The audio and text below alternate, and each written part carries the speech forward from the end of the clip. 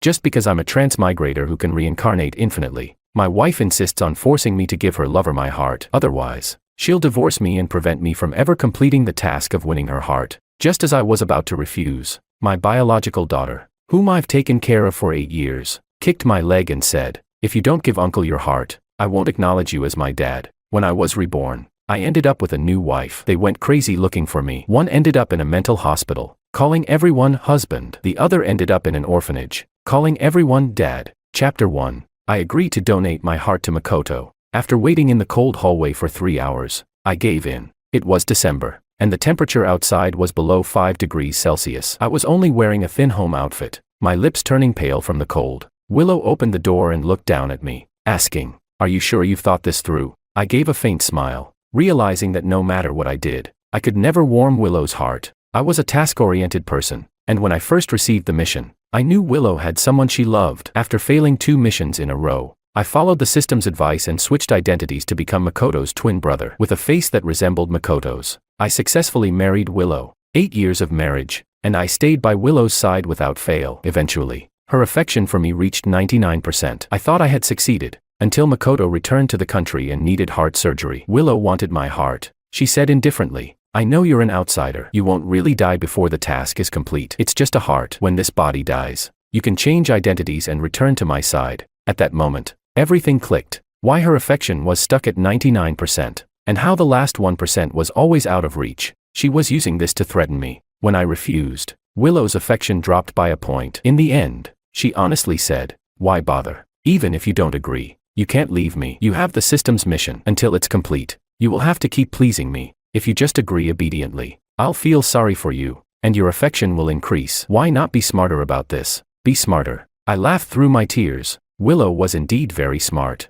With an IQ of 153, she became a top heart surgeon at a young age. So, even in love, she measured everything in numbers, controlling everything like an experiment, using the slightest hope to force me to compromise time and time again. At that moment, I understood. Willow didn't dislike me. She was just too cold-blooded, too heartless. In the end, even my biological daughter, whom I had cared for 8 years, said the same thing as her mother, "If you don't agree to give Uncle Makoto your heart, I won't recognize you as my dad." Their hearts were like iron lumps that could never be warmed. Since that was the case, I didn't want to waste another 8 years. I said, "I've made up my mind. Since you want my heart, I'll give it to you." At the same time, I silently spoke to the system in my mind, "After this body dies, please just give me a new target for my task." The system asked, "Host, are you sure you want to change your task target? After changing, you and Willow will have no further connection, but you will be reborn with a new identity." I replied, "Yes." No further connection was fine. I didn't want to continue pursuing Willow. Willow showed a hint of surprise. She didn't expect me to agree so quickly. She furrowed her brow, sensing something was off with me, but didn't think too much about it. She said, "Come in and rest." As soon as I entered, my daughter Maria threw something at me and said from above, "Bad dad, fix this." On the table was a car model. From the looks of it, it was something that belonged to Makoto's son. I couldn't help but sneer. This mother-daughter pair was truly devoted, even loving his son as if he were their own. Maria, seeing me smile, furrowed her brow uncomfortably and said, "I want it fixed by tomorrow. Fix it now." I coldly turned my gaze away and said, "I won't do it." This car model was complicated, and fixing it wouldn't be done in a day. I had just spent 3 hours outside in the cold, my hands and feet numb and stiff. I could barely move. But Maria got angry. She shouted, "Why are you so useless? You can't do anything. I already promised Lucas, and I need a good one for him by tomorrow. You have to do it today." Chapter 2. In a cold voice, I said, "Maria, I'm your dad, not your servant." I rarely got strict with Maria. Maria inherited her mother's high intelligence, and I didn't have to worry about her studies at all. Most of the time, my focus was on Maria's daily life, everything from her clothing and food to her health. I took care of it all with meticulous attention. But despite all this, Maria was always dissatisfied with me. She had grown accustomed to my sacrifices, and now, she was demanding more, expecting me to do anything for her without question, as though it was her right. In the past, I tolerated it, but now, I couldn't anymore. Willow came out of the kitchen and told Maria, "Let your dad rest tonight. We can do it tomorrow." At that moment, Willow seemed to return to her role as a good wife. She put a hot water bottle in my arms and tried to hold my hand, saying, "Why get angry with a child?" I stepped back slightly, avoiding her touch. I spoke calmly, "I'm not angry with her." I thought to myself, "I'm just informing Maria that I no longer plan to be her dad." Willow's hand froze in midair. Before pulling back, there was a sense of awkward silence, a feeling of lostness she couldn't quite place. Willow frowned. She had never seen me like this. In her mind, I should have exploded in anger, only to relent in the end. But now, I had skipped all the steps and calmly accepted everything, as if I didn't care at all. She said, "Let's eat first." Willow changed the subject and brought out a bowl of fish soup from the kitchen. She handed me the first bowl. "Drink some soup to warm up. Isn't fish soup your favorite?" I looked at the milky white soup, with tender fish meat and a rich broth. It was one of Willow's best dishes, but a bitterness rose in my heart. I said, "Makoto is the one who likes fish soup." Willow's movements paused for a moment, before she casually replied, "Your brothers. Your preferences should be similar." I gave a self-deprecating smile. Makoto and I had completely different tastes, but Willow only remembered Makoto's. Her mind, which usually only kept track of experimental data, had dedicated a space to remember everything about Makoto. I lowered my head and said, "I hate fish soup. I hate the fishy smell in it. It's unpleasant. Disgusting. Drinking it feels like drinking swill." Willow's actions didn't stop. She just calmly said, "Eating fish is good for your heart." I tightened my grip on the spoon. So, this was what she cared about. I didn't say anything more, forcing myself to drink the entire bowl of fish soup before heading to my room. We had been married for 8 years, but Willow and I slept in separate rooms. She had said her sleep was light, so I volunteered to sleep in the guest room, and that's how it had been for 8 years. It was probably because she didn't want to share a bed with me, but now, I didn't care anymore. The next morning, I woke up feeling groggy, not knowing when I had fallen asleep. There was a loud knocking on the door. "Dad, bad Dad, why aren't you up yet to make my breakfast?" My body felt heavy, and I struggled to get up, realizing it was already 8 o'clock. Maria had school at 7:30, and I usually woke up before 6 to prepare breakfast and the things she needed for school. I opened the door, and Maria kicked my calf. At 7 years old, she had some strength, and the pain made me step back a few paces. I coldly asked, "Where's your mom?" The living room was empty, and there was no one in the room either. Maria casually said, "Mom went out. Her work is so important. Unlike you, a low-level worker who's too lazy to get up and make me breakfast." Willow was indeed busy. As one of the top heart surgeons in City A, she worked tirelessly, often neglecting Maria. When Maria was sick as a child,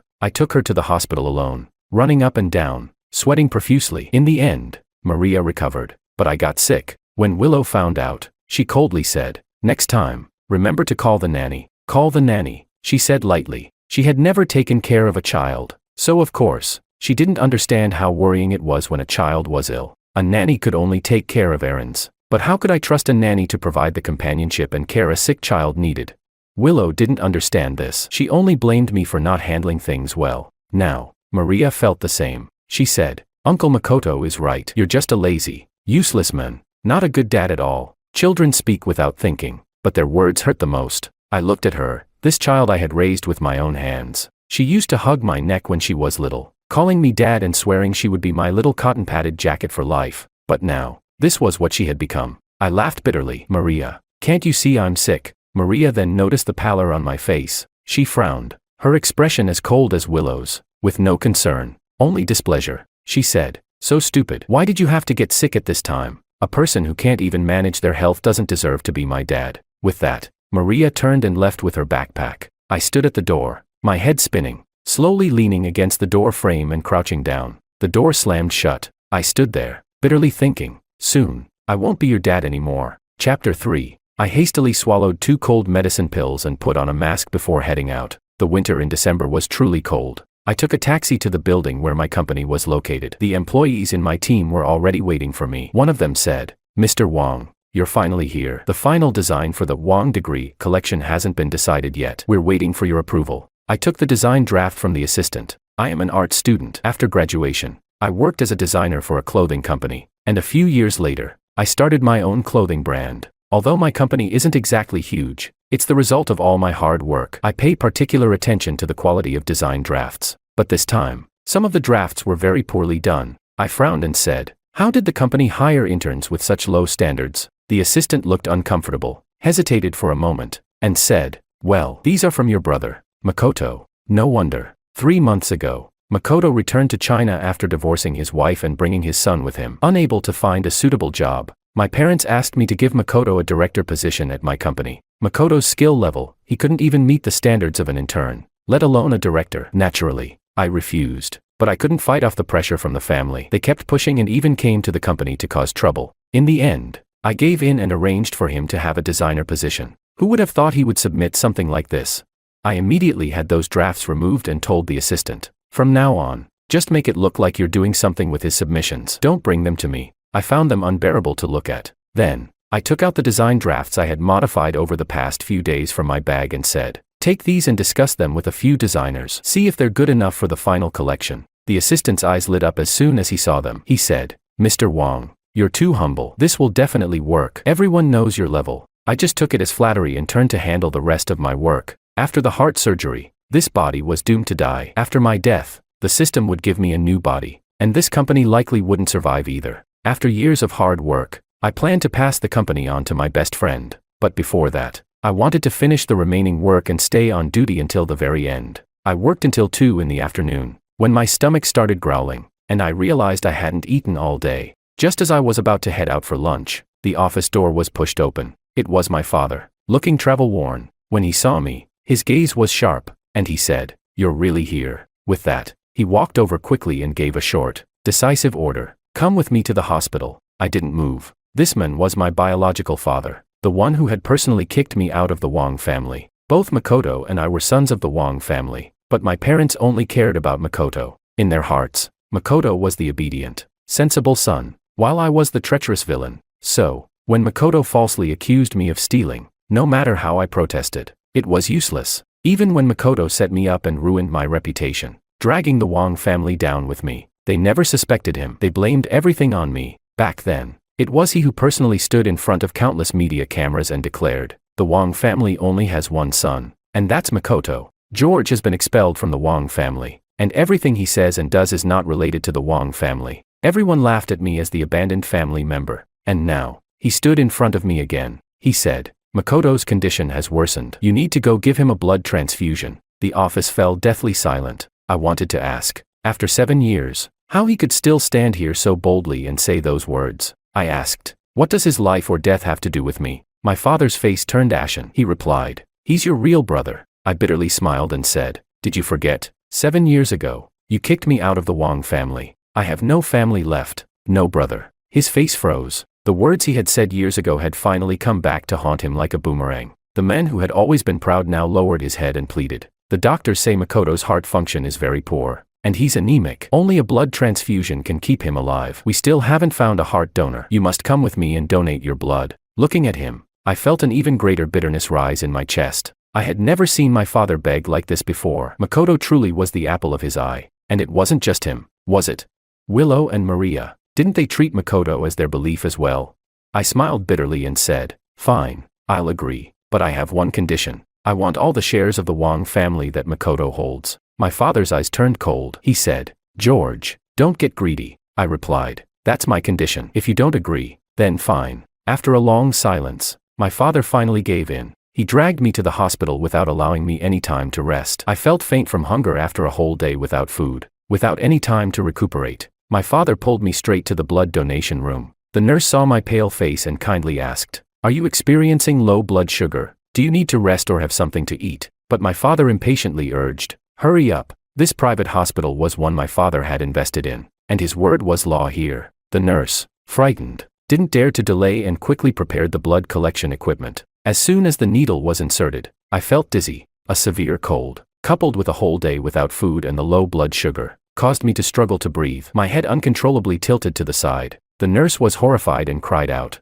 "We can't continue. If we draw more, something will happen." My father's face turned dark. He was worried not because I might die, but because without me, Makoto would have no blood. He said, "Fine. Stop here. Use what you have." I was supported into the rest room. I lost consciousness completely, and in a daze. I didn't know how much time passed. A woman barged in, slapped me hard across the face, and cried, "It's all your fault. What are you pretending to faint for? What use is this little bit of blood?" The pain woke me up, and I saw my mother's swollen face, her hands grabbing me, punching me, crying as she shouted, "Why did I have you two in the first place? If only it was just Makoto. You're a curse. Even when you were in my womb, you took away Makoto's nutrition, causing him to be born with heart disease. Now when we need your blood, you're here acting like you're dying. Do you want your brother to die that much?" Her cruel words pierced deep into my heart. I, who had never cried, now felt cold tears fall from my eyes. I had heard these words countless times since childhood. Just because Makoto and I were twins. Just because Makoto had heart problems.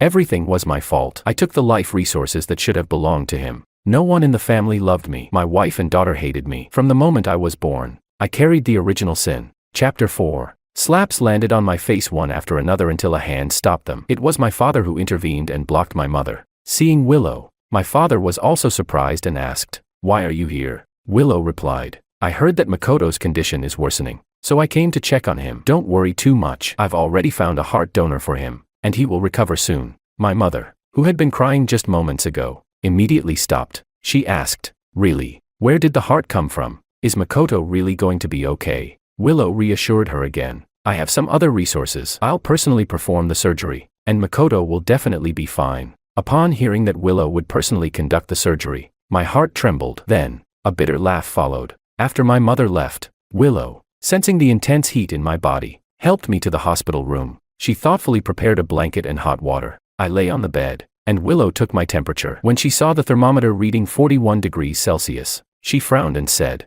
"You have a fever. Why didn't you call me?" I curled up and sarcastically replied, "The brilliant director Lu, the master healer, probably didn't expect that staying in a corridor with a temperature of under 5 degrees Celsius for 3 hours could make someone sick. It wasn't that she didn't care. It was that she didn't care about me. The only thing she was ever concerned about was the heart inside my body." Willow paused, then seemed to feel guilty and murmured, "I'm sorry." Her voice was so soft I thought I might have imagined it. She sat beside the bed and took my burning hand, whispering, "I'm sorry. I promise that after this, I'll be with you, and we'll live together properly. Whatever conditions you want, I'll meet them. I'll love you properly." But I didn't look at her. I silently withdrew my hand. After an entire night of 4 drips, I began to feel better the next day. Willow didn't return to her hospital job but stayed by my side, bringing over some medicine. The medicine was bitter, and I frowned as I swallowed it. Willow placed a glass of orange juice in front of me. I asked, "How long will it take for me to recover?" Willow answered, "Generally, a regular cold takes about 7 days to heal. You have a high fever, so it might take around 10 days. I asked again, "Will this delay the heart transplant for Makoto?" I said it so casually, as though it was a trivial matter. Willow looked at me with a complicated expression, suddenly feeling like she didn't understand me anymore. She didn't respond immediately. I continued, "Even if I'm not healed, it won't matter, right? After all, once the heart is removed, I won't be alive anyway. Does a cold matter?" My words were too cruel, yet I said them with unnerving calmness, like a cold blade. For some reason, Willow seemed distressed. She insisted, "I'll make sure you are healthy enough to undergo surgery, healthy enough to go under the knife, only to never come back."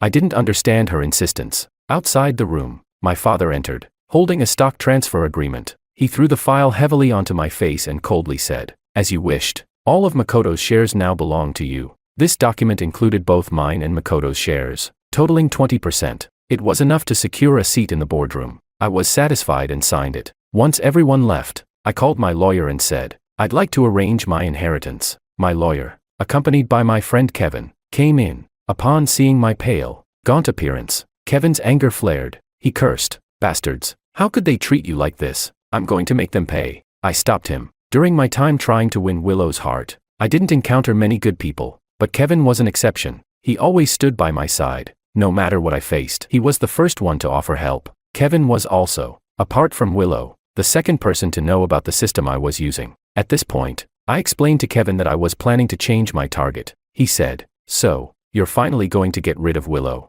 that scumbag?" I nodded. Kevin stood up excitedly. "That's great. The system is finally doing something useful. You should have dumped Willow earlier. Let her suffer." I couldn't help but laugh at him, then turned to the lawyer and said, "I want to leave all of my shares in Wong Corp, the company, and some cash to Kevin. The rest, I want to donate to children in the mountains." The lawyer wasn't surprised by this but still asked according to protocol, "And what about your family?" I answered, "Not a penny for them." Kevin's eyes reddened as he said, "I'll hold on to everything for you for now. When you return with your new identity, I'll give everything back. You must come back." I nodded. Just then, Willow walked in and asked, "What do you mean by come back?" Her gaze was sharp. I wasn't sure how much she had overheard, so I hurriedly explained. "I told Kevin that when I recover, I'll be traveling abroad for a while, and he asked me to bring something back for him." Willow didn't show much expression but scrutinized me for a moment before returning to her usual demeanor. She said, "Don't forget to go for the checkup later." I sighed in relief. Willow personally took me for the checkup. I knew this checkup was to see if my heart met the requirements for donation. After the checkup, I happened to run into Makoto. He was sitting in a wheelchair, his thin body under a hospital gown. His face was pale, and he coughed intermittently. Just sitting there made one feel heartbroken. Suddenly, Makoto spoke. Bro, I heard from my wife that they've found a heart for me. Aren't you happy for me? I looked into his black eyes, so bright and innocent, but underneath, there was so much malice. Does he really not know anything? I replied, happy. I smiled and said with a touch of sincerity, I'm very happy. Seeing no reaction from him, Makoto seemed somewhat dissatisfied. He raised his hand casually and said, that's great. You've always had a bias against me. I thought you didn't want me to have the surgery. The ring on his middle finger was very conspicuous, matching the one Willow wore on her wrist. I didn't pretend not to see it. My gaze locked onto the ring, and Makoto quickly took it off, saying, sorry. This is a gift I got for my wife when I went back to China. It doesn't mean anything. My finger swelled up because of the illness, so I wore it on my middle finger. You won't hold it against me, will you? Chapter 5. As Makoto suddenly began to cough violently, Willow came out of the examination room and saw the scene. She quickly rushed over, shielding Makoto behind her, and yelled at me. What did you do to Makoto? He's a patient. Why are you making things difficult for him? I looked at her, whose emotions were fluctuating so wildly, and gave a self-deprecating smile. It turned out that even the calmest and most rational people can lose control sometimes. All because of Makoto's little cough. She didn't even bother to ask the context, instinctively placing me in the role of the aggressor. This was my wife, the person I once loved so much. My heart felt like it was being tightly squeezed by something suffocating. Makoto continued to cough and said, sis-in-law, please don't be angry. My brother didn't do anything. He just mentioned the ring on my hand. Don't blame him for that. Willow's face darkened further, and she said, the transplant date has already been set. Your little tricks won't change anything. I won't let anything interfere with Makoto's surgery. She thought I was intentionally provoking Makoto's condition because I didn't want to donate my heart, but I didn't explain. There was no point in explaining. Willow would never listen to anything else. I just silently turned around and returned to the hospital room, closing the door behind me. Now, the only thing accompanying me was my design sketches. I loved drawing and designing, and my greatest wish these years had been to see the clothes I designed on the runway. Even just once. Luckily, I received an invitation for next year's fashion show. Unfortunately, I probably wouldn't live until then, so I wanted to finish my sketches before the surgery, at least to fulfill my wish. As I made some adjustments to the designs, the medication began to take effect, and I started to feel drowsy. I casually placed the sketchbook by the side of my bed and fell into a deep sleep. When I woke up, I heard rustling sounds beside me and saw a little boy holding a pencil, scribbling all over my design sketches. The carefully completed designs were now completely ruined. I immediately sat up, grabbed the boy's hand, and scolded, what are you doing? The boy was startled and looked up. It was a face that resembled Makoto's by about 70%. It was Makoto's son, Lucas. He shouted angrily, you bad person. You made my daddy feel worse. I'm going to punish you for him. Bad person. Lucas cried out, his voice sharp like nails scraping against glass. I looked at my ruined work, my blood boiling. I couldn't care less about whether it was a child or not. I yelled sharply, who told you to touch my sketchbook? Didn't your parents teach you that you shouldn't touch other people's things? Lucas cried louder, shouting, help, the bad person is going to hit me. Help, Aunt Lou. Help, Grandpa. Help. Within moments, my father and Willow burst into the room, pushing me aside. They were both strong, and I was thrown back hard against the headboard of the bed. My head struck with a sharp pain, and my vision blurred. Maria, upon seeing Lucas with tear-streaked cheeks and red wrists, immediately turned and punched me twice. She yelled, bad dad, why did you hurt Lucas? Lucas cried uncontrollably, his voice choked with sobs. Lucas saw that this uncle was sleeping, so he wanted to cover him with a blanket. Lucas didn't know what he did wrong, but the uncle was going to hit him. Lucas was so scared. Lucas almost got beaten to death. Hearing this, my father flew into a rage. George, do you have any sense of decency left? How could you lay your hands on a child? I didn't say anything. I lowered my head and felt the sticky blood at my hairline. My father didn't notice it at all and scolded me furiously. Is this what I taught you? Why would you lay hands on a child? My face turned pale. I looked up and asked, if I say I didn't do it, would you believe me? Would you believe me? Chapter 6. Willow's voice was cold as she said, George, stop lying all the time. Everyone can see what's happening. It was as if she was reminding me that this wasn't the time to argue but to apologize properly. I let out a low laugh. I looked at the child who was still crying and occasionally sneaking glances at us. I said, fine, I hit him. After all, no one would believe me anyway. My father, furious, raised his hand. Willow quickly stopped him. I knew she was just worried about my heart being harmed. Once the surgery date was set, I couldn't afford to have any setbacks. Willow pushed my enraged father out of the room, and only she, Maria, and I remained. Her face was cold as she said, "It's just a few pieces of paper. Why are you overreacting? Is it really that serious?" My body froze. A few pieces of paper. That was my work, my effort, the thing I loved. To Willow, it was just a few pieces of paper. Suddenly, I felt a sharp sting of ridicule. I had never realized just how insignificant I was in their eyes. I clutched my chest, feeling a deep, physical pain. It was true, being heartbroken to the extreme could really hurt. Willow's face changed slightly when she saw my distress. She quickly helped me sit up and asked, "What's wrong? Don't get worked up, just breathe. It's nothing. Really, if it bothers you that much, we won't mention it again. Just breathe. I told you to breathe." I couldn't take it anymore. I pushed her away violently and shouted, "Get out, all of you. Just leave." Willow, not daring to provoke me further, turned and left. Her face was grim. That night, after my emotions had somewhat settled, Willow returned with the news. She said, "The surgery is scheduled for 10 days from now." I didn't react. Willow continued, "Originally, I wanted to wait until you got better, but you've been so uncooperative. At this rate, it will only get worse. 10 days from now is the best option." I still only nodded quietly, as if I had accepted everything. Willow's expression softened, and after a brief silence, she said, "I'll be performing the surgery myself. After the anesthesia is administered, you won't feel any pain." I could hear the rare tenderness in her voice. I looked up at her with a pale, frail face and asked, "Should I thank you?" Willow couldn't answer. I was already so thin, my cheeks sunken, and my lips pale, lying in bed, with the last bit of resistance in my eyes. I asked, "Willow, have you ever considered that I might actually die after the surgery?" Willow froze. She stood motionless for a moment, feeling a flicker of panic for the first time, but quickly, Willow regained her composure, and with rationality, she said, "It's already been confirmed. Until the task is completed, you won't really die. So stop trying to trick me with these words." The little bit of resistance I had in my eyes faded completely, turning dull and gray. This was my final effort. "Willow, there is no one in this world who will knowingly let their heart be trampled on, yet foolishly continue to give it away. At least, not me. From now on, I will completely disappear from your life." The room was silent. Willow stared at me, and strangely, her heart seemed to hurt in a way it never had before. But soon, she suppressed the pain. Her rationality told her this was just temporary. Once the surgery was over, everything would go back to normal. She would make it up to George, and everything would be like it was before. George would be revived, and there would still be a chance. Chapter 7. After that, I spoke very little. Every day was either spent sketching or staring out of the window. The last 10 days passed by as if I were just counting down the hours, no longer attached to anything around me. Willow abandoned all her work to stay in the hospital, accompanying me for one test after another. Blood tests, medications, needles piercing my arm with no mercy, yet I didn't make a sound. The endless silence only seemed to make her more anxious. When passing by my hospital room, my father's expression was a mixture of confusion and anger. He asked, "What are you trying to do? Do you really need all these tests for a simple cold? Are you just pretending to make us feel sorry for you?" I didn't answer. My face had grown increasingly pale over the past days,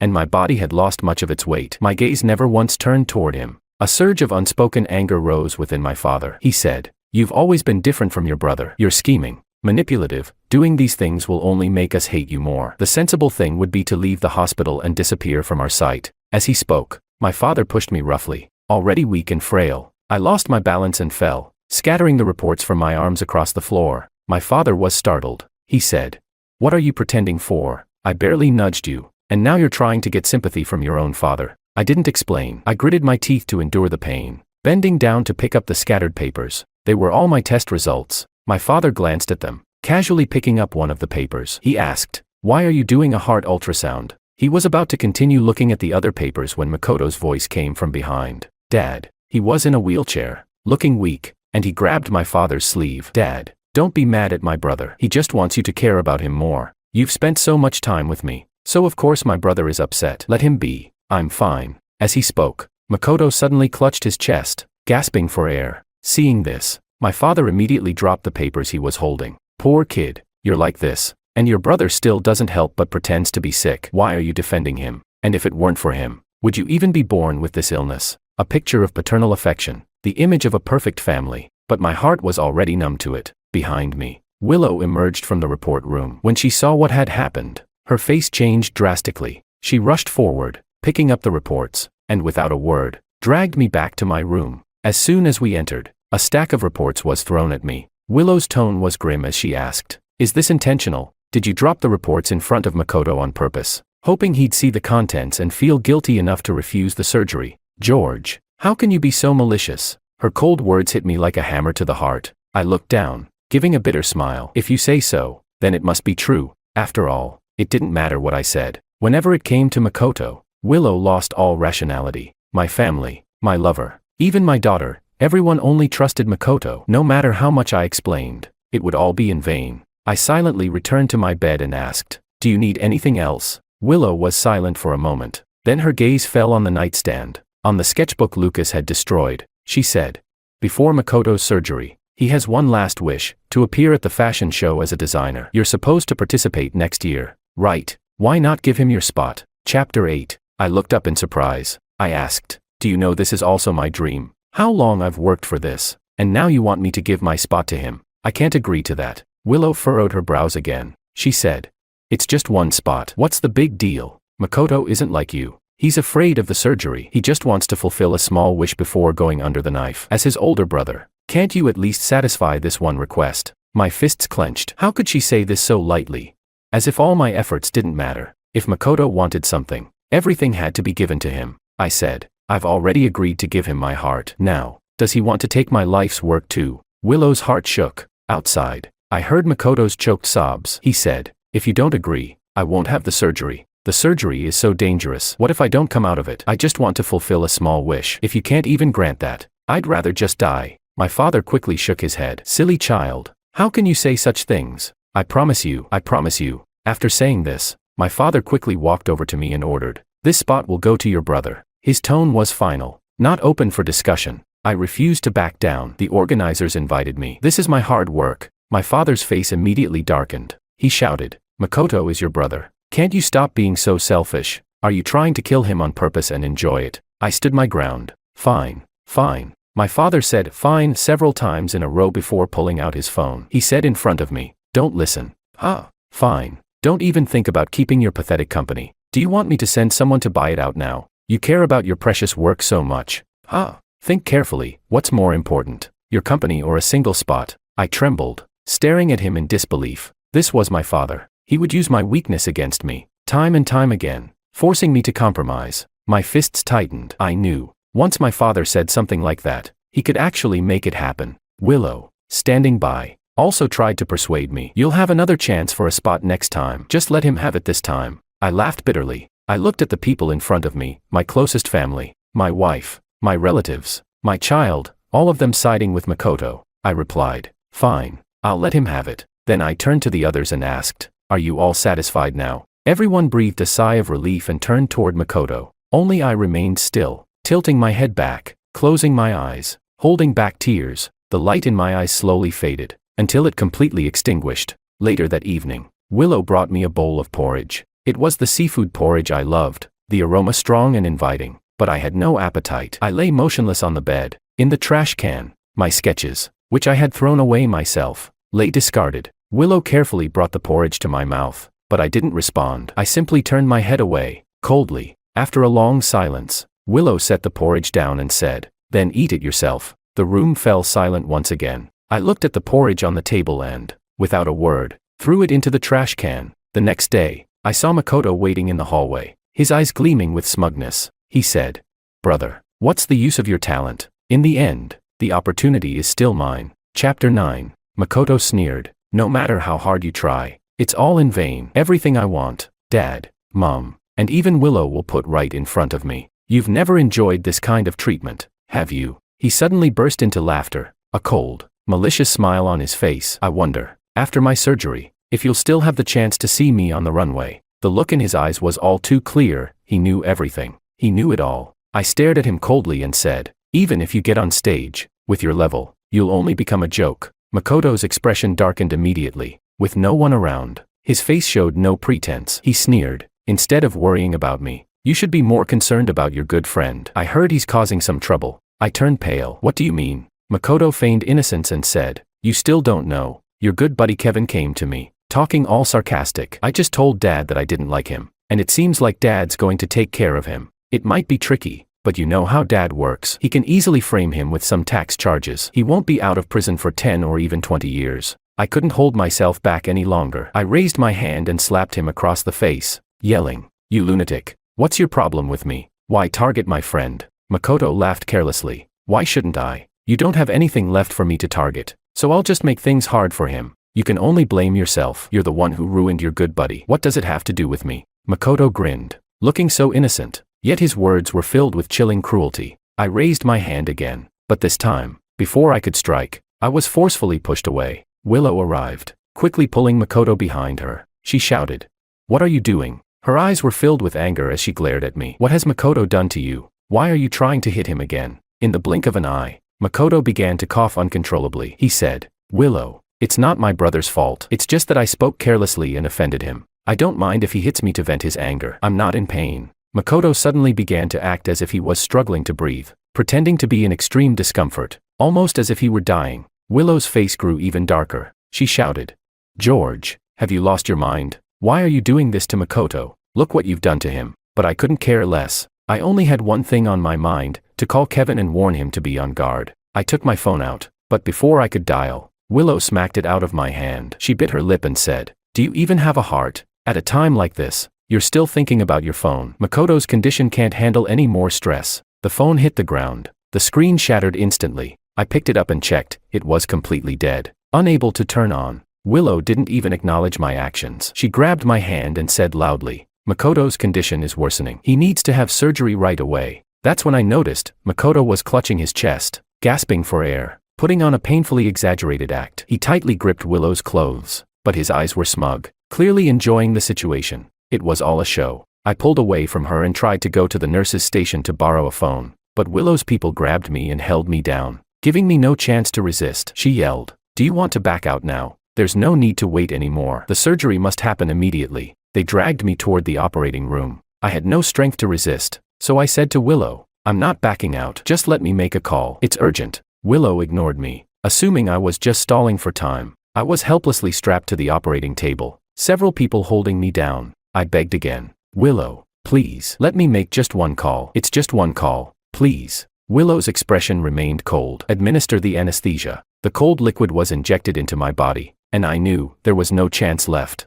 My eyelids grew heavier, and the world around me went dark. Before I lost consciousness, the last thing I saw was Willow's face, and with a cold, venomous gaze, I muttered, "Willow, you won't have a good end." In the darkness, the cold, mechanical voice of the system echoed in my mind. "Unfortunately, the affection is insufficient. Host's third task has failed. The current body is about to die. According to the host's wish, we have already selected a new target and are seeking an appropriate opportunity for reincarnation." Chapter 10. Beep. The cold alarm from the heart monitor echoed through the room. A nurse's voice rang out, "Dr. Lou, the heart removal was successful." Everyone breathed a sigh of relief, but Willow's hand suddenly trembled, a wave of immense panic sweeping over her. She instinctively looked at the figure lying on the operating table. George's face was peaceful, lying there without a single breath. She had personally removed his heart. Willow suddenly felt dizzy, as though reality was slipping through her fingers. It wasn't until someone beside her nudged her that she snapped back to reality. "Dr. Lou, isn't it time for the transplant now?" That's right, Makoto was saved. Wasn't this what she'd always wanted? After 6 hours of surgery, Willow walked out of the operating room. Wang's father and mother Wang were anxiously waiting outside. Even Maria and Lucas had arrived, all of them concerned about how Makoto was doing. Willow said, "The surgery was a success." Wang's father and mother immediately burst into tears, and Maria and Lucas jumped up in joy. No one asked about George's whereabouts. Inside the operating room, Makoto was wheeled out. Mrs. Wang followed the nurse to the ward, while Mr. Wang stayed behind to thank Willow. His eyes were filled with tears as he grasped Willow's hand and said, "Willow, you're truly a great daughter-in-law. If it weren't for you finding the heart and personally performing the surgery for Makoto, it wouldn't have gone so smoothly. If I'd known, I should have had Makoto marry you earlier. Actually, back then." He sighed halfway through. "Never mind. Forget I said anything. Can you tell me who donated the heart? I'd like to thank their family properly." Just as he finished speaking, the operating room door opened. The nurse wheeled my body out, covered by a white sheet. As the nurse passed by Mr. Wang, the wind from the window blew a corner of the sheet up, revealing a hand with a birthmark. Mr. Wang froze. He asked, "What's this?" He recognized the birthmark. It was George's. Without thinking, he instinctively followed. Willow quickly intervened, blocking his view and saying, "Organ donation is anonymous. It's a rule. Please don't inquire, Uncle Wong." Mr. Wong didn't think too much about it. Perhaps it was just a coincidence. In the hallway, Willow took over the nurse's duties and personally wheeled George's body to the morgue. In the cold morgue, she lifted the white sheet and looked at George's pale face. A gory wound marked his chest, though she knew it wasn't true death. Seeing George lying cold and motionless in the morgue, Willow's heart still twisted as if she had truly lost him. A wave of delayed sorrow washed over her. Willow held his hand, trying to comfort herself as she whispered, "It's okay. You'll come back. You love me so much. You'll definitely come back. Even if you don't want to come back, the system won't let you leave before the task is finished." She lowered her head, resting her forehead against George's cold one, and softly promised, "When you come back, we'll live a good life together, okay?"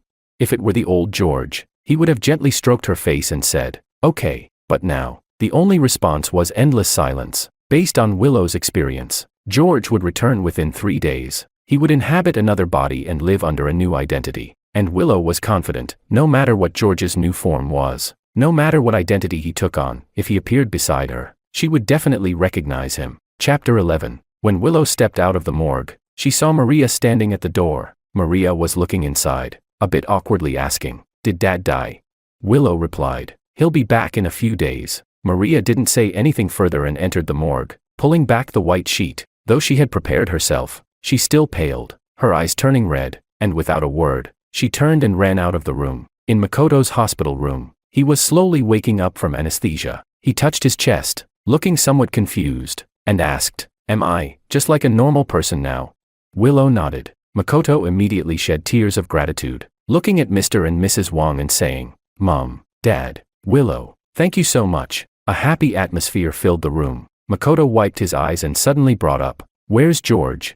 My illness is cured, and I'm sure George would be happy. I want to tell him." Willow's face changed slightly. Mr. Wong snorted disdainfully and said, "Who knows where he's gone? Ever since you went into surgery, he hasn't shown up." He didn't even care about his own brother. A hint of realization flashed across Makoto's eyes. Still, he was uneasy and asked Willow, "Willow, is my brother angry with me?" Willow didn't know how to respond. No matter how she explained it, George was gone, his identity had died. She didn't answer but instead tried to comfort him. "Just rest, okay?" And then she left the room. That evening, Mr. Wong went outside for a smoke. He saw a nurse cleaning the neighboring room, which was empty. Unable to resist, he asked, "Where did the person in there go?" The nurse shook her head. "I don't know. I'm just here to clean." "Are you a family member? There's a piece of paper left on the bed. You can take it." The nurse handed him a piece of paper. Mr. Wong took it and saw that it was a compatibility test form. The result showed that George's heart was a perfect match for Makoto's. In the cold night, his hand trembled as he held the cigarette. He mumbled, "What is this?"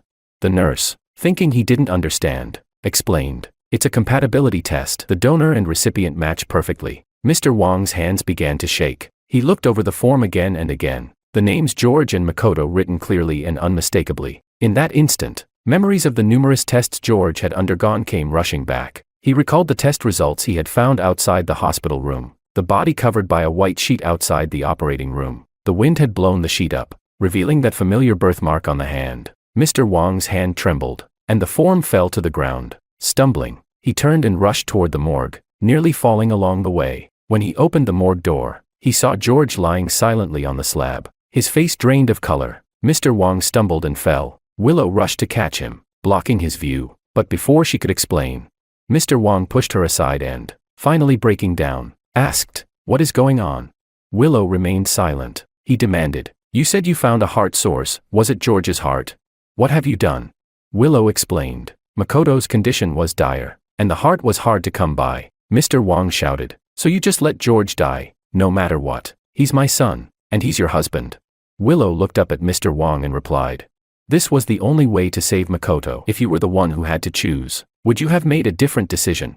Chapter 12. The morgue fell into silence. No answer was the best answer. Wong's father staggered back a few steps, realizing something. Finally, he covered his face and cried out, "I'm sorry, Dad. I'm sorry." He apologized to George's body. Willow said nothing and silently leaned against the wall. After a long time, she finally spoke. "I'm sorry for him. I've already bought a plane ticket to leave. Once Makoto is discharged, I will take George's ashes and leave here. You know, he didn't want to see you all. After saying this, Willow turned and left. Days later, when she returned to the familiar home, Willow still felt a sense of disorientation. After all, she had lived with George for 8 years, and there were traces of him everywhere in the house. On the wall hung their wedding photo, where George was smiling so brightly, so full of life. Willow felt a pang of discomfort and decided to go downstairs to buy something. As she passed by a woman in the neighborhood, the woman asked, "Willow, I haven't seen George around lately." Willow didn't know how to answer and said, "He went back to his hometown." "Why did he go back?" "He told me last time that you were staying up too late and not taking care of yourself, and that I should bring you a free-range hen from the village to make soup for you. I brought the chicken back." "Did he forget?" "It's fine. You can take it." Willow looked at the chicken the woman handed her, suddenly feeling a mix of emotions. "Thank you," she said. She went upstairs in silence. The large house was eerily quiet. She wasn't a talkative person and had always been used to silence at home, but George would always talk to her about everyday things. Most of the time, she found it annoying, but now that the sound had disappeared, she realized how silence could become a kind of torture. In a daze, the door opened. Willow instinctively stood up and said, "George, you're back." But as soon as the words left her mouth, she froze. At the door stood Maria, who frowned and threw her school bag on the ground. "Mom, I'm hungry." Willow, not in the mood to cook, took out her phone to order takeout. After eating a bite of the takeout, Maria put her chopsticks down and said, "This tastes awful. Why is Dad still not back?" Willow knew Maria was picky, but she hadn't expected her to be this particular.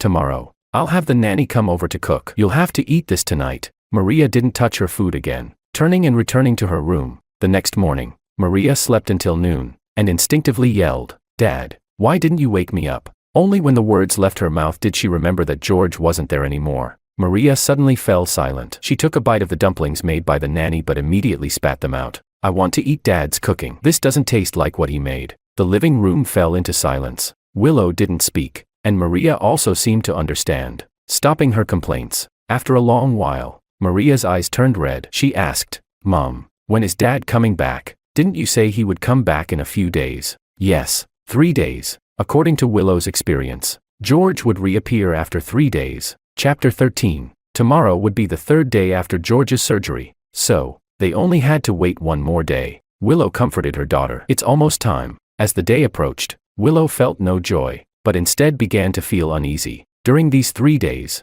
she had been more acutely aware than anyone else of George's absence, and there was nothing she could do. She could only wait passively. Finally, the 3rd day arrived. She had stayed awake until midnight, and with no desire to sleep, she put on some clothes and went out. She had no particular destination, just hoping to run into someone, maybe even George. But from midnight to the early hours of the morning, she walked around her neighborhood and all the places George usually went, but didn't see anyone who resembled him. Her anxiety grew bigger and bigger. It wasn't supposed to be like this. In the past, George had quickly returned after changing identities, and as long as he reappeared, no matter what his new look was, Willow could always recognize him instantly. The sun rose, and Willow, exhausted, finally made her way to the hospital. Makoto had recovered very well. His face had regained color, and he could walk now. When he saw Willow, his eyes filled with joy. "Willow, are you here to see me?" Willow, distracted, looked around the hospital. There were many people, and she was trying to spot George among them. Suddenly, a man who resembled George appeared in her line of sight. Willow instinctively stood up, but before she could approach,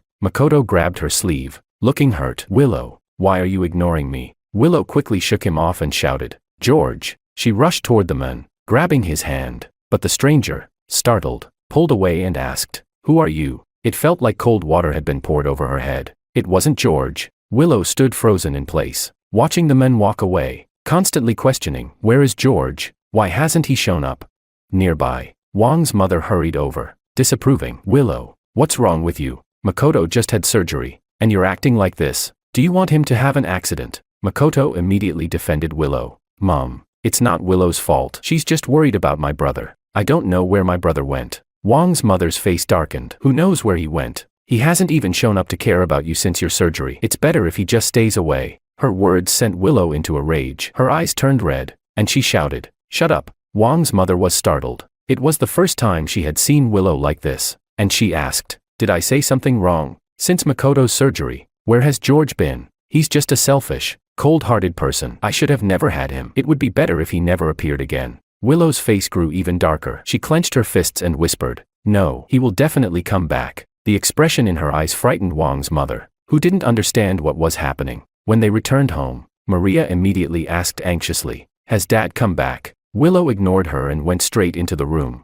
Entering George's room, Willow finally noticed that the framed photo that used to sit on the bedside table was now just an empty frame. The only photo of them together had been torn apart, the pieces lying in the trash can. It was George who had torn it before leaving. Willow suddenly trembled, as if she understood something. She squatted down and took out all the pieces, her hands shaking as she tried to piece them back together. But no matter how hard she tried, she couldn't put it back to the way it was before. Chapter 14. In the pitch-black night, Willow lay on the floor of George's room, her mind in a daze as if she could see him again. In the afterlife, the system was playing Willow's image before me. The system asked, "Do you want to go back and see?" I hesitated, then appeared by Willow's side in the form of a soul. As if sensing something, Willow looked around. She asked, "George, is it you? Have you come back?"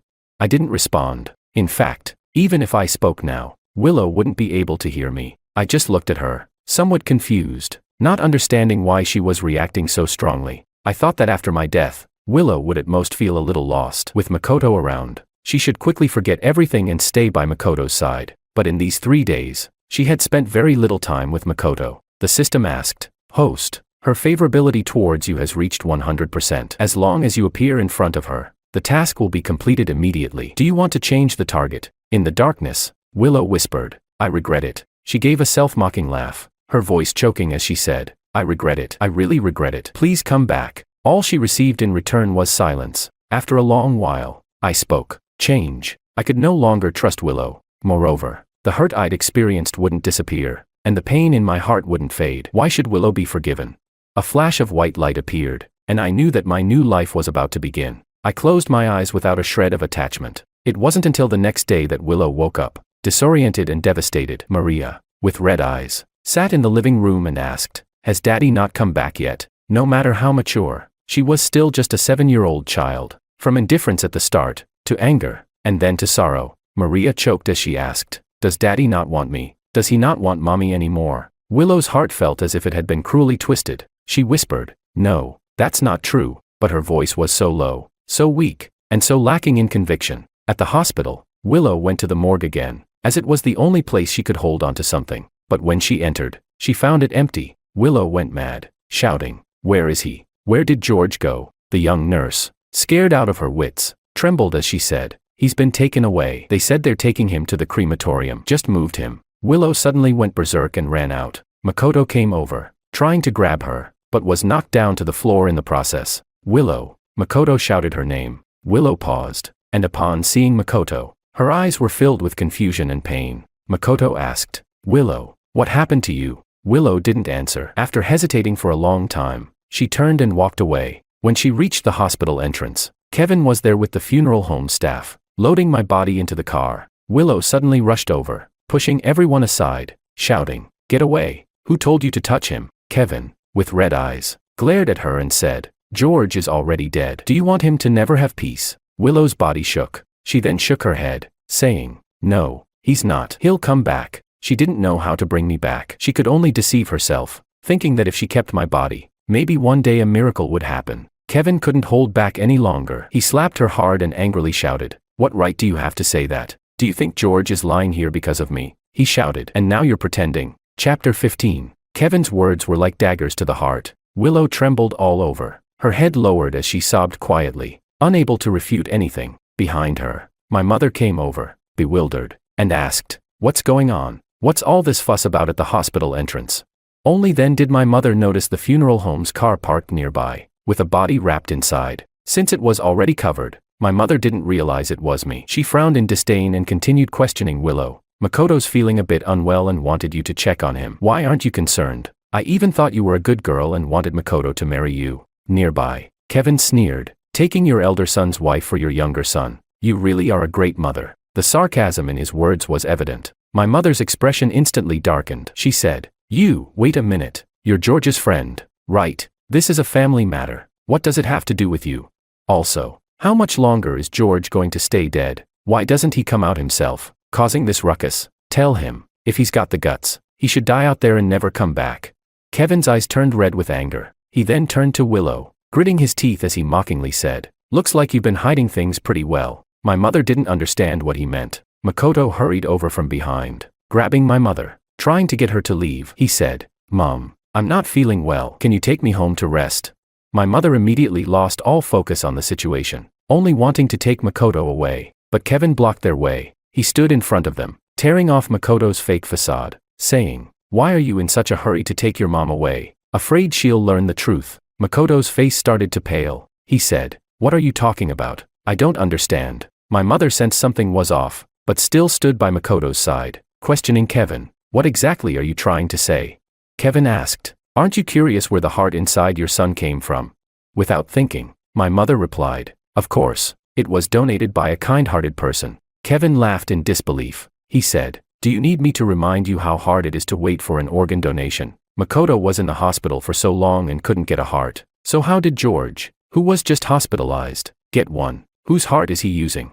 My mother turned even paler and scolded, "You're talking nonsense. How could I ever go dig up George's heart? Don't make baseless accusations."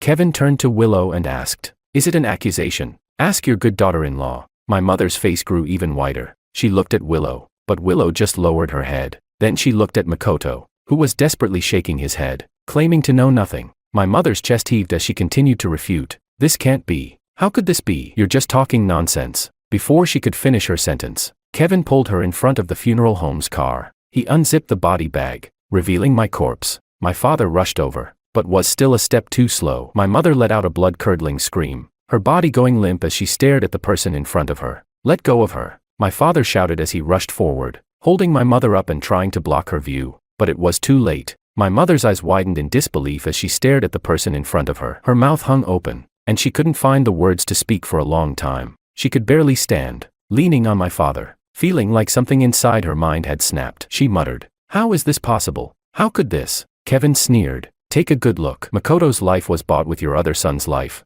These words were a direct blow to her heart. My mother couldn't take it anymore, letting out a final, heart-wrenching wail before collapsing unconscious. Chapter 16. Makoto's face wasn't much better than my mother's. Kevin walked up to him, and Makoto, terrified, stepped back. He finally braced himself against the wall. Looking at Kevin in fear, he stammered, "I don't know. I really don't know anything." Still pretending, even now. Kevin almost wanted to tear his face apart, but that would be too easy. He looked at Makoto, speaking each word deliberately. "Do you think you've won? George died because of you. From now on, your parents, your children, everyone will remember this fact. You'll forever be a sinner, never able to hold your head high in front of George, and no one will ever unconditionally favor you again." For the first time, true fear appeared on Makoto's face. His legs gave way, and he collapsed onto the floor. Seeing this, Kevin turned around and pushed my body into the car. Then he asked the lifeless Willow standing beside him, "I've already found a grave for George. You'll never find it. Never show up at his grave and dirty his eyes." Willow seemed to have had her soul sucked away. Standing in pain and confusion, she murmured, "He really won't come back, will he?" She didn't believe it. Willow looked around, ignoring the strange stares of the people around her. She shouted loudly, "Don't you have a system? Didn't it say you couldn't leave until the task was completed?" "Why, system, come out. Why didn't he come back this time?" The people passing by thought she had gone mad. Makoto, frightened, looked at her and cautiously spoke. "Willow." Willow suddenly shoved him away. Her eyes were bloodshot, staring fixedly at Makoto's chest, where George's heart was beating.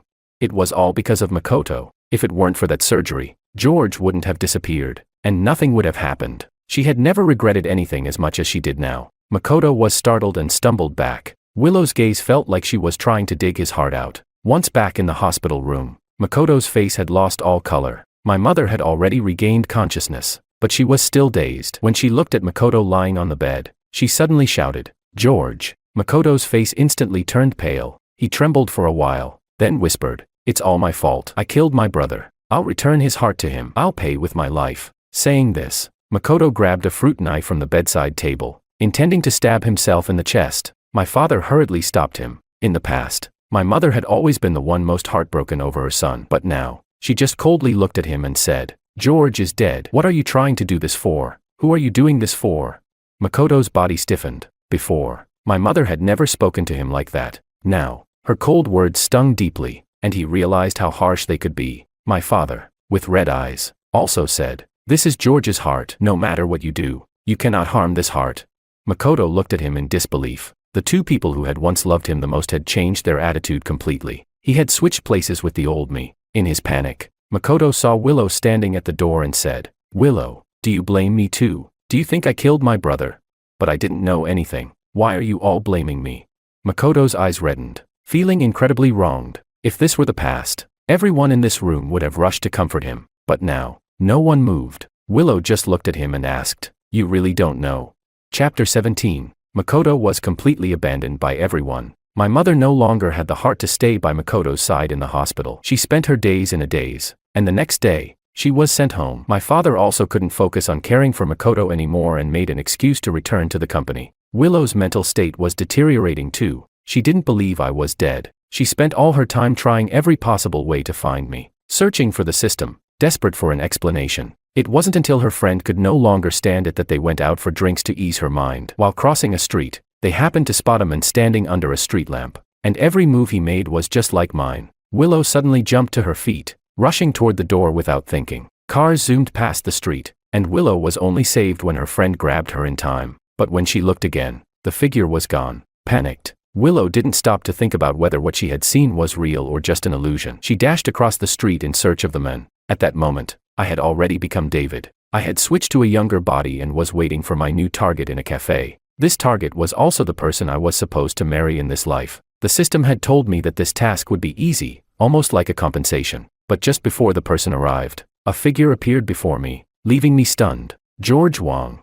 Willow had chased me all the way to this cafe. Seeing me sitting by the window, the longing and emotions she had been holding back came flooding out as she threw herself at me. I froze, then quickly reacted, pushing Willow away. "I'm sorry, but I don't know you." Since I had switched bodies, I hadn't seen Willow, nor had I intentionally kept up with any news about her, so I didn't know how much she had changed. Now looking so worn out, once meticulous and almost obsessive about cleanliness, now she reeked of alcohol. With deep circles under her eyes and tears streaming down her red face, the look she gave me was one of someone seeing a long-lost treasure. I stepped back, surprised. I hadn't expected Willow to be so devastated by my departure. Wasn't she supposed to be happy? She had the chance to be with Makoto now. I couldn't understand, nor did I want to dwell on it. I quickly regained my composure and calmly said, "Miss, I think you've mistaken me. My surname is Jean, not Wong." Looking into my unfamiliar eyes, Willow stood there, stunned. How could this be? She couldn't have mistaken me. From across the glass, she had seen the way I sat, how I drank my coffee, even the small movements I made.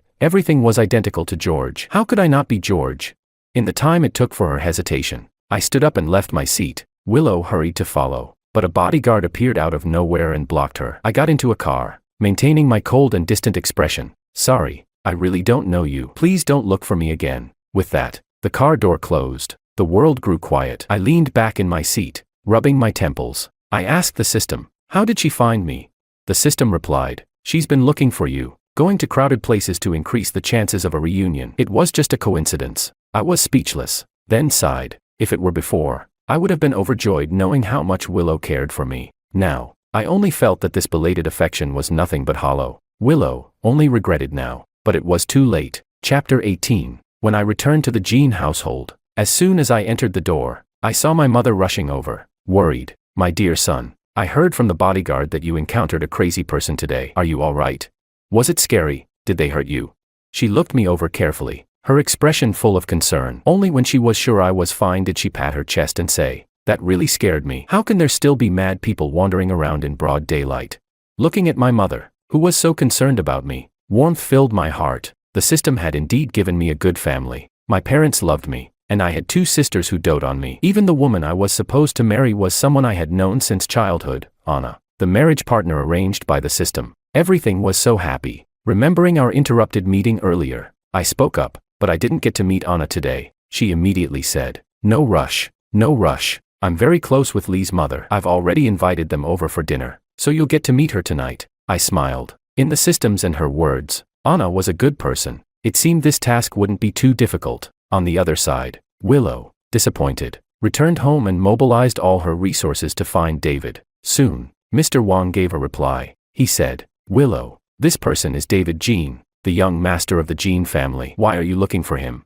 Willow stared at the photo of David, her fingers trembling. She said, "No, he's George." Mr. Wong was shocked and thought Willow had lost her mind. He was about to try and console her, but Willow had already left. 3 days later, at the charity gala, I, as one of the invited guests, attended the event. Standing beside me was Anna, wearing a fishtail dress, her smile captivating. We both appeared at the gala, and rumors about a potential marriage between the Jean and Lee families were subtly confirmed. All eyes turned to us, offering praises of a perfect match, but in the corner, Willow stared at the scene, her eyes bloodshot. She didn't believe the man in front of her wasn't George. Downing the glass of wine in her hand, Willow walked toward me. Having drunk a little, my face felt warm, and I was looking for a quiet place to cool off when I saw her walking toward me. The slight intoxication in my brain immediately cleared, and I stood up straight. Willow looked far more composed than she had when I had seen her a few days ago, probably because she had prepared for this moment. When she got close, she politely spoke.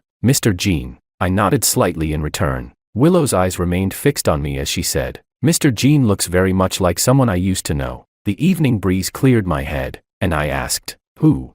She replied, "My husband." I smiled. In the past, Willow never liked to admit in front of others that I was her husband, because her heart belonged to Makoto. The only person she had ever wanted to marry was him. Now, in front of me, she was admitting I was her husband, but it was too late. I politely responded, "Then you must have mistaken me." Willow didn't answer my question but spoke to herself. He really loved me. In this world, I can't think of anyone else who loved me the way he did. It's a pity that at first, I didn't like him. I married him only because he looked like the person I loved. My throat felt dry, and the wind made my eyes sting. I didn't understand why Willow was saying this to me now. Was she reminiscing about the past?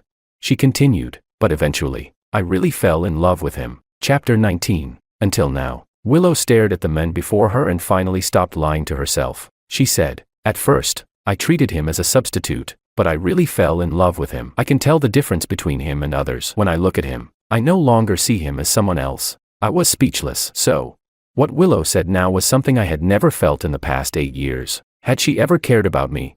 She continued, "So I regret it." Willow's eyes were red, and her voice trembled as she said, "I regret not realizing my feelings sooner. I regret hurting him. Regret doing things that can never be undone. George, I regret it. Please forgive me. Let's start over. I'll make it up to you little by little. Let's forget the past." "Okay," Willow said, grabbing my hand, her eyes red and pleading. I could feel her trembling, but my heart had already been shattered beyond repair. I could no longer bear this belated love. I slowly pulled my hand away and showed her the ring on my ring finger. "Miss, I don't know what you mean. I've already told you. My surname is Jean. I'm not your husband, and I'm already engaged." Willow's eyes widened. She stared at the ring, then instinctively refuted. "Impossible."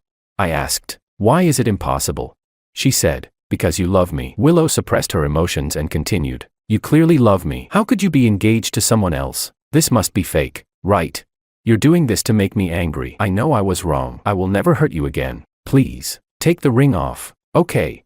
By the end, Willow was almost begging me. I couldn't help but feel disgusted. She knew everything. She knew how much I had once loved her, and how much pain I had suffered. But she simply never cared. When I loved Willow the most, all I got in return was endless pain. Now, Willow was standing in front of me, saying all these words. What did it even mean?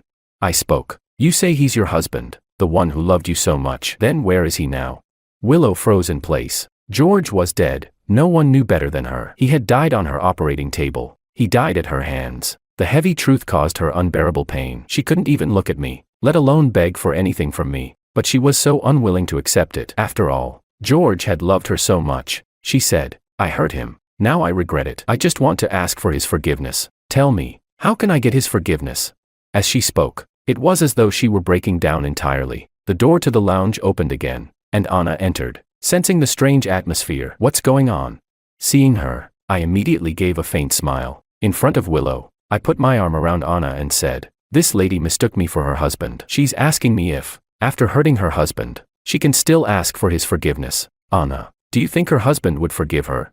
Anna gave me a long, thoughtful look and then answered, "A woman who truly loves a man would never hurt him. If she has already hurt him, she has no right to ask for forgiveness, because the harm has been done, and time cannot be turned back to undo everything. Those who hurt the ones they love are destined to lack the capacity to love, and do not deserve to be loved in return." Chapter 20. Every word Anna said was exactly what I wanted to say. I turned to Willow and asked, "Miss Liu, do you understand now? Spilled water cannot be retrieved, and a broken mirror cannot be mended. If you truly can't let him go, you should take good care of your child. At least that would be a way to make amends to him." With that, I took Anna's hand and left. As we walked by the dessert table, I hesitated before finally speaking. Aren't you going to ask me something? Anna remained calm, picking up a piece of dessert and saying, when you're ready to talk, you'll tell me. If you don't want to, forcing you won't help. Besides, I trust you. Anna's expression was serious as she added, whenever you're ready to share, I'll be here. Listening patiently, I looked at her and took the dessert from her hand.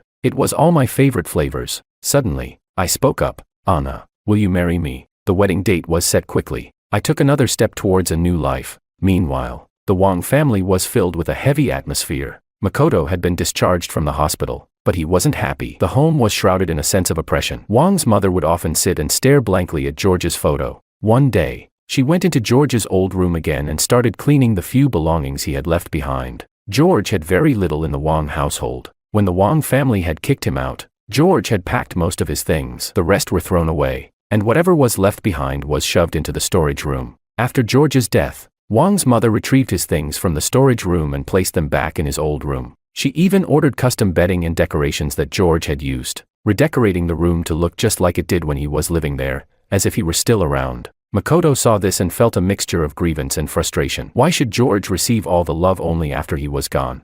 He approached the doorway and spoke hoarsely. Mom, come downstairs and eat something. Wang's mother, however, coldly responded, I'm not eating. Makoto ran over, knelt down, and looked at her, pleading, Mom, all of it is my fault. Please don't hurt yourself. I owe George, but you need to eat. Wang's mother suddenly pushed him away and slapped him hard across the face. She shouted, it's your fault. Her voice broke as she screamed at Makoto, if it weren't for you, George would still be alive. Still be alive. My George. Makoto collapsed to the ground, unable to believe what was happening. He covered his face, shocked. Wang's mother had never slapped him before. Now, she was hitting him for George. Makoto could no longer control himself and furiously questioned, what does this have to do with me? I wasn't the one who performed the surgery. I wasn't the one who came up with the idea. Didn't you say that my heart disease was caused by him in the first place?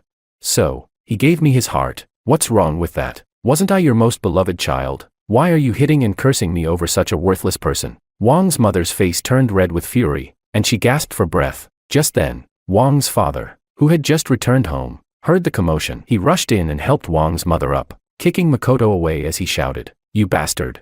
We really spoiled you. No matter how bad George was, he was still your biological brother. He gave his life for you, and you have the nerve to say such things.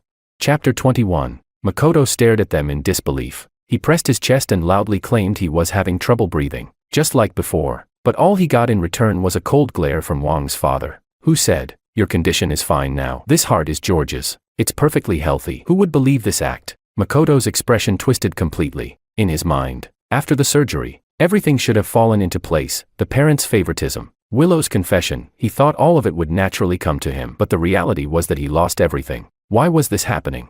Makoto clenched his fists in frustration, unwilling to accept it. Meanwhile, news of the Jean Lee family's engagement quickly spread through their circles. When Willow heard the news, her eyes went red with anger and sorrow. A woman who usually avoided drinking was now getting drunk at a bar, lying on the floor, murmuring my name and whispering apologies. The warm, happy home she once had was now empty, just a desolate echo. On the day of the engagement, Anna and I appeared side by side, receiving everyone's well wishes. I made my rounds, toasting with guests. After a few rounds, I started to feel worn out, so I turned to Anna, excusing myself and heading to the lounge. As soon as I stepped into the lounge, a figure lunged at me. Dad, it was Maria. At that moment, she was completely different from the aloof, cold girl I used to know. Her eyes were red, and she clung to my coat, as though terrified I might disappear. She said, Dad, don't you want me anymore? Seeing Maria, my heart instinctively tightened. She was my child, after all. I sighed and took out a tissue to wipe her tears, then adjusted her disheveled clothes. I looked at Willow and asked, is this how you take care of her? Her shoes were dirty, her clothes out of season, and her hair looked like it hadn't been washed in days. Most concerning was that she looked so much thinner. Willow seemed pleased that I finally acknowledged my identity, smiling as she said, I'm so useless. I can't do these things right. Maria has always been taken care of by you. She can't live without you. I silently looked at her. I had already guessed Willow's intention in bringing Maria to see me. She was simply trying to use the child to bind me to her, but I had already made up my mind to let go of everything from the past. I gently looked at Maria and said, you're a smart girl, and you're very capable. Even without your father, you'll be just fine. Maria immediately began crying, choking out, No, I don't want that. Aren't you my dad? Why don't you want to take care of me? Why don't you want me? Is it because I didn't listen to you? I know I was wrong. I'll listen from now on. Please don't leave me. Don't leave Mom. She was still just 7 years old. Losing her father was undoubtedly painful for her. I gently stroked her hair. Then I turned to Willow and said, "You shouldn't have brought her here. This would only hurt Maria more." Willow, with nothing but me in her eyes, whispered, "Even if you can't forgive me, even if you hate me for the rest of your life, please don't leave me." I knew that if I didn't clear things up once and for all, Willow would never give up. I spoke softly. "Willow, you're just not used to it. We've been living together for 8 years. It's normal to feel lost at first, but time will heal everything. Makoto is still waiting for you." She snapped. "No, it's not like that." Suddenly, Willow became emotionally agitated, shouting, "I love you. I only understand now. I can't live without you." I looked at her with a bitter smile and said, "Then why did you hurt me over and over again back then?" Chapter 22. You know, I don't want anything from you. I just want you to like me. Willow, you said you've liked me for a long time, and I believe that. But your affection is too shallow. You always keep your feelings for me at 99%, always dangling that 1% over me. I said each word clearly. I'm a person, too. I can feel pain and exhaustion. Why do you think I'll keep giving unconditionally? Willow shook her head in agony, suddenly collapsing on her knees, trembling as she begged. It's not like that. I'm just afraid. I'm afraid you only stay with me because of the system. I'm afraid that once the affection reaches 100%, you'll leave. I can't lose you. I just can't lose you. The painful memories of the past seemed to drown me once again. I pushed Willow away and shook my head. But what's done is done. Willow, you've already hurt me so deeply. Don't bother me anymore. I just wanted to start a new life. Seeing the pain on my face, Willow looked as if she had been struck by a heavy blow. She collapsed on the floor in despair, exhausted and defeated. I spoke up. Today is my engagement party. If you still feel even a little guilty, don't ruin the little happiness I have left. Willow could no longer say a word. She finally understood. She had caused irreversible harm to George, and now, there was no turning back. I disappeared into the lounge. Maria stood nearby, watching all of this in silence. Deep down, she had already realized that she would never have a father again. Suddenly, an overwhelming wave of sadness and grief rushed in. She turned and punched Willow. "It's all your fault. You chased Dad away. Now I don't have a dad anymore." As she spoke, Maria burst into tears. Willow silently embraced her, tears slipping from the corners of her eyes. She whispered, "We're all guilty. The sins were inexcusable. George had been right. Neither of them had any right to ask for forgiveness." On the stage, I had returned to my usual self. In my arm was Anna, elegant, beautiful, and graceful. We walked toward the flower-laden stage, surrounded by well-wishers. Willow watched it all through red-rimmed eyes. That night, Willow drank herself into a stupor again at the bar. By midnight, as she came to,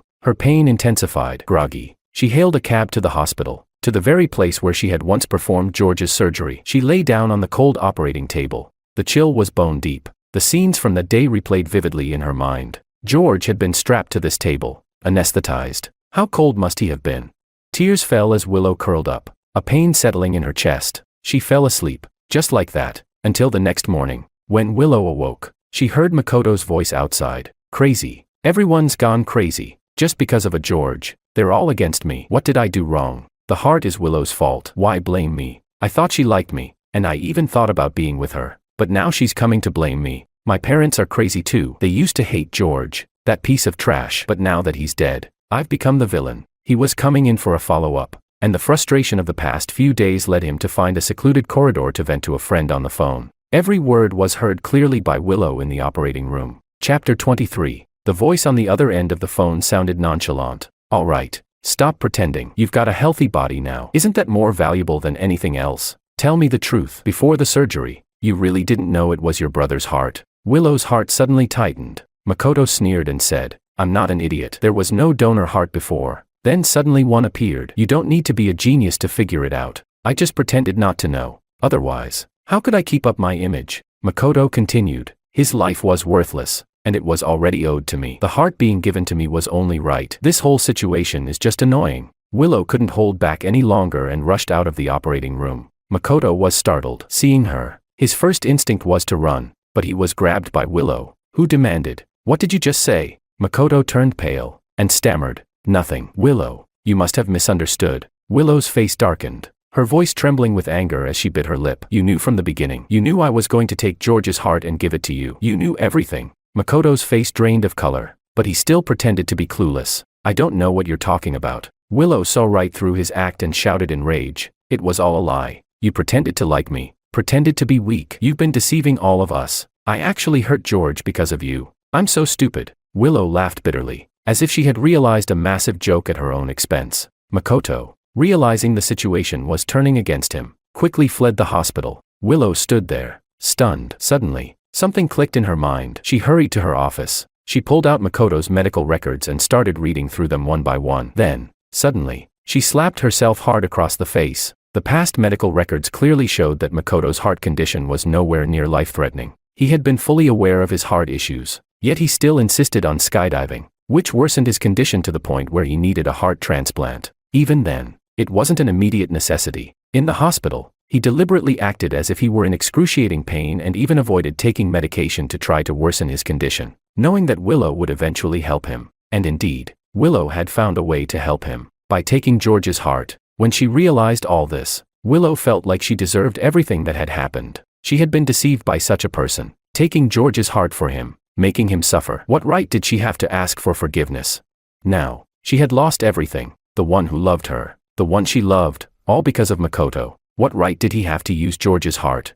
With this thought, she left the hospital and headed straight for the Wong family home. At that moment, the Wong house was shrouded in gloom. Makoto had just returned home and found his father sitting in the living room, furious, and his mother's face was as dark as ink. Makoto, feeling somewhat uneasy, asked, "Mom, Dad, what are you doing here?" Wong father stood up, and with a forceful slap, knocked him to the ground. Makoto, still confused, exclaimed, "Dad, what are you doing?" Wong father, in front of him, played a recording, the very one Makoto had made in the hospital corridor. It had been recorded by Willow and sent to Wong father's phone the moment it happened. Chapter 24. Wong's mother's face was full of disbelief, mixed with pain and disgust. She said, "We always thought you were a good child, but it turns out it was all an act. You deceived your own parents and harmed your own brother. You took his life." She pointed at him, loudly reproaching him, her words filled with anguish. Makoto knew he could no longer hide the truth. With red eyes, unwilling to accept the reality, he shouted, "What does it have to do with me? I didn't cause him to die. It was you who drove him out of the Wong family. It was Willow who took his heart. I didn't do anything. I'm the one who's innocent. Weren't you the ones who hated him the most? You couldn't wait for him to die, and now that he really is dead, you're unhappy. What kind of parents do you think you are?" Wong's father's face turned bright red from anger. He clutched his chest and staggered, but Makoto didn't care. With red eyes, he continued, "Since I was young, you've been telling me that George's heart disease was caused by George. He was born to owe me. Mom, didn't you say it would have been better if I had been the only one? Now that George is dead and his heart is inside me, can't you just pretend you only had one child?" Makoto couldn't understand what had happened to his parents. They hadn't been like this before. Wong's mother was stunned by his words, glaring at him with disbelief. At this moment, she finally understood. The words she once said had truly come to pass. She whispered, "It's my fault." Wong's mother fell to her knees with a thud, clutching a photo of George, crying in agony. "I failed you as a mother. I killed my own son." Tears fell from her eyes as if she had aged decades in an instant. When Willow arrived, she saw Wong's father convulsing on the floor and Wong's mother crying uncontrollably. Makoto was standing by, watching coldly. He was about to leave. Willow blocked his path, her eyes red with fury. "Why did you harm George?" Makoto was furious now and violently pushed Willow away. He shouted, "Who harmed him? You. I didn't do anything, and you're all blaming me. But you're the selfish, hypocritical, narrow-minded, and venomous ones. You should thank me. If it weren't for me, his body would have been burned to ashes. At least now there's a heart beating inside me." Willow staggered back a couple of steps and then let out a low laugh. She didn't argue with Makoto but instead mocked herself. "Yeah, I'm selfish and hypocritical, narrow-minded and venomous. I killed George, but what gives you the right to have George's heart?" Saying this, Willow grabbed a nearby vase and smashed it over Makoto's head. Makoto fell to the ground, dizzy. Willow rushed at him, grabbing his throat. The sensation of suffocation took over, and Makoto struggled desperately, but his body, still recovering from surgery, couldn't handle the strain. Soon, his limbs grew weak, and he was unable to fight back. Makoto's defiance melted away, replaced with fear. "I was wrong. I shouldn't have said that. I didn't mean it." In an instant, his eyes widened in terror. Willow was holding a sharp surgical knife in her hand. Makoto's voice trembled in fear. "Willow, I really know I was wrong. Please, calm down." But Willow had stopped listening to anything. In her mind, the voices of Makoto and George intertwined. One cruelly reminded her of how she had hurt the person she loved. The other mocked her, ridiculing her foolish and laughable actions, mocking her self-inflicted misery. When she regained her senses, she realized her hand was warm. Looking at what lay in her hand, Willow was transported back to that day in the operating room. The nurse had asked, "Dr. Lou, is it time for the transplant?" Chapter 25. Without thinking, Willow immediately rejected. No transplant. This was George's heart. She wanted to return it to him, but looking around, she couldn't find me anywhere. She stood up, cradling the heart in her hands, and set off to find George. That night, the police discovered Willow lying in the snow, a pool of blood surrounding her. Wang's father had suffered a stroke and was lying in the villa, while Wang's mother had fainted from the shock. The investigation revealed a living organ donation case that shocked the whole of a city. The news exploded on social media.